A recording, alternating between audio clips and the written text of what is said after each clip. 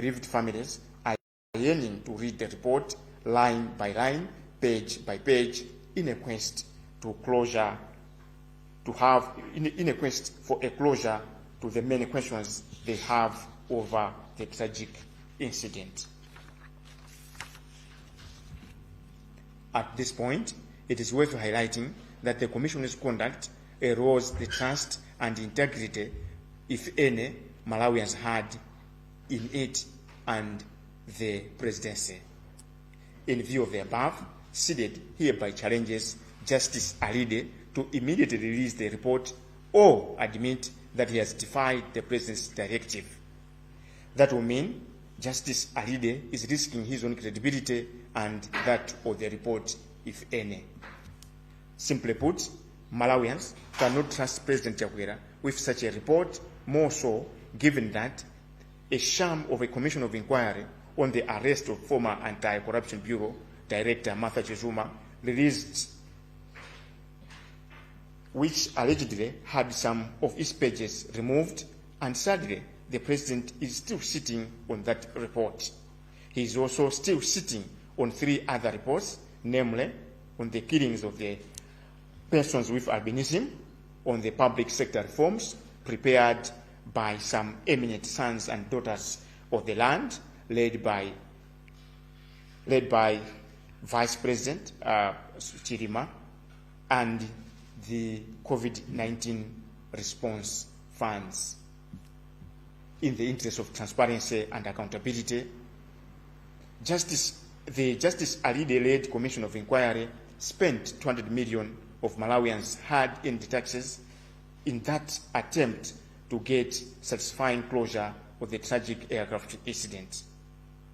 Therefore, any attempt to cling to the report will prompt SIDED and other well-meaning Malawians to take action over this executive arrogance. End of statement. Signed, Sylvester Namiwa, SIDED Executive Director. Thank you very much for your kind attention. Ndinanena kutina kuti zokambirana za mmawa uno pa msonkhano uno wa ulemba nkhani zigonera kwambiri pa chiyankhulo cha Chichewa. Koma popeza kuti kula anthu ena mdziko muno Chichewa chosamva sayankhulanso, ndimangoyenereka kuwerenga chikalata chimene tili nacho chopita kwa atola nkhani. Chikalata chimenechi chili mutu onena kuti mutuluse poyera ripoti la ukhuza ngozi ya kuchikangawa. Bungwe la SIDED komanso amalawi ochuluka ndokhumudwa komanso akudandaula ndi mmene komiti imene inakhazikitsidwa kuti ifufuze za ngozi imene inachitika pa 10 June 2024 kuchikangawa mmene ikupangira zinthu zake. Amalawi mukudziwa tonse kunena kuti ngozi imeneja idatenga miyoyo ya Malawi 9 kuphatikiza wachiwiri kwa mtsogoleri wa dziko lino Dr. Saulos Close Chilima komanso mayi wakale wa fuko Patricia Shaniru Zimbiri.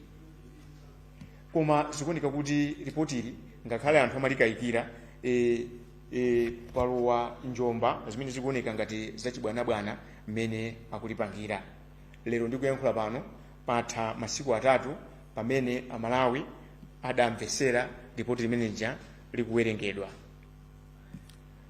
Koma chodabwitsa nchonena kuti commission imeneyi kapena kuti komiti imeneyi ikukakamira ripoti limene adanena mosakangamizidwa kuuza mtundu wa Malawi kunena kuti Dr. Lazarus Chakwera amene ndi mtsogoleri wa dziko lino wawauza kunena kuti ripotiro alipereke kwa Malawi. Chimene chikuzunguza bongo wa Malawi ambiri nchonena kuti wapampando wa komiti Justice Jaba Alide adalemba chikalata kuuza mtundu wa Malawi kunena kuti a president atipasa mwayi kunena kuti ripotili tilipereke kwa inu tisanapereke kwa iwo. Koma amalawi atamvesera ndi tcheru mmene amawerengera ripotili pa Sabata pa 14 December 2024 kumapeto anazizimuka kumva omwewa apa mpandowa Ajaba Alide akunena kuuza mtundu wa Malawi kunena kuti ripotilo tibwera poyera pokhapokha mtsogoleri wa dziko lino Dr. Lazarus Chakwera atasankha kutero.